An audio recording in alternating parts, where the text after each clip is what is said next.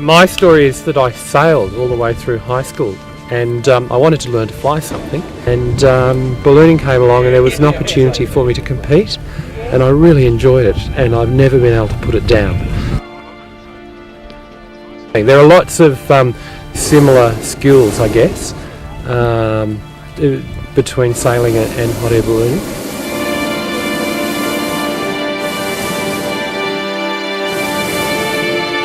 Even in the competitions, there are moments where you just look around you and you go, wow, isn't this fantastic? I'm doing something that is a lot of fun. Have a look at where I am. You know, this is great.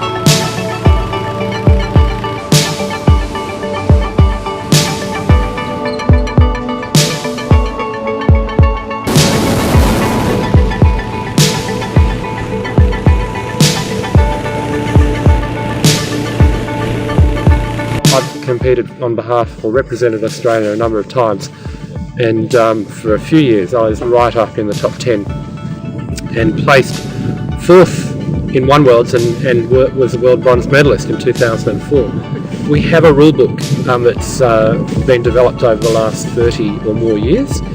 It's used internationally. There are about 20 different tasks that we can get asked to do. Most of them are accuracy based, a couple of them are speed based. What happens nowadays is that balloonists are so accurate in using the winds. Very often we can arrive all within 10 or 20 metres of a target.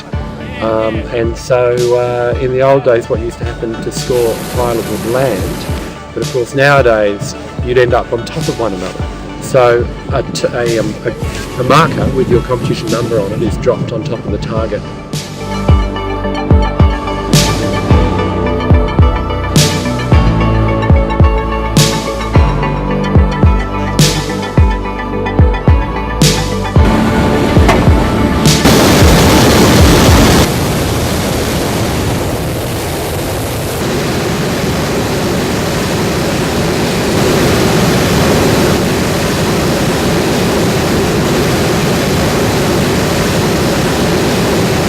I met Paul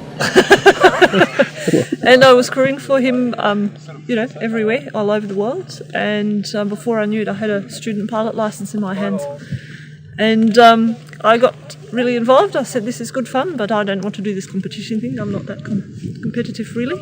We decided fairly early on that there wasn't enough room in my basket for Micah, and she's two very strong-minded people in one basket. Pretty forthright in her own opinion of the way something should be done, and so she was very lucky. I had a spare balloon, which of course she learnt to fly, and when I thought she was up to scratch, off she went, and I've never been able to hold her back. So she's here competing for the 4th time as one of the leading ladies, and very competitive.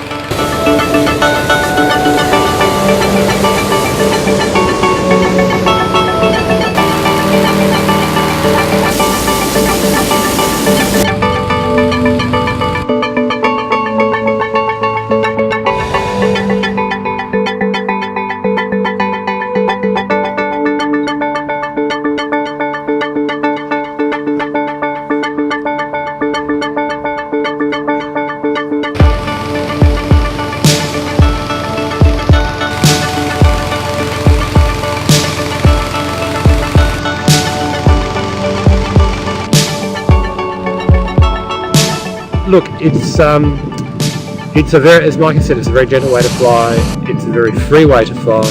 It helps. When we're flying passengers, professionally, it's a great way of crystallising in people's lives things that they haven't seen or want to see from a new perspective, and it's a fantastic experience, and there's a great deal of pleasure derived from it. So it's a way of taking anybody from very young to very old into a new realm and look at the world from a new perspective, and realise, in fact, it's quite interesting. When I'm flying along, I very often think, well, we are so small in this big place as to be almost insignificant. So yeah, I mean, looking after it's a very important thing.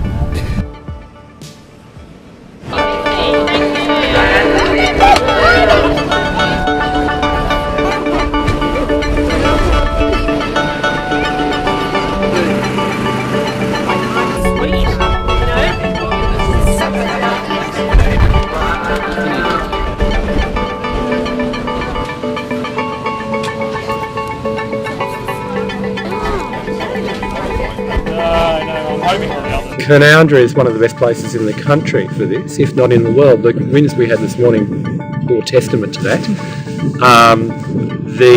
What we call steerage, the variability of the winds, particularly in the morning here, is legend.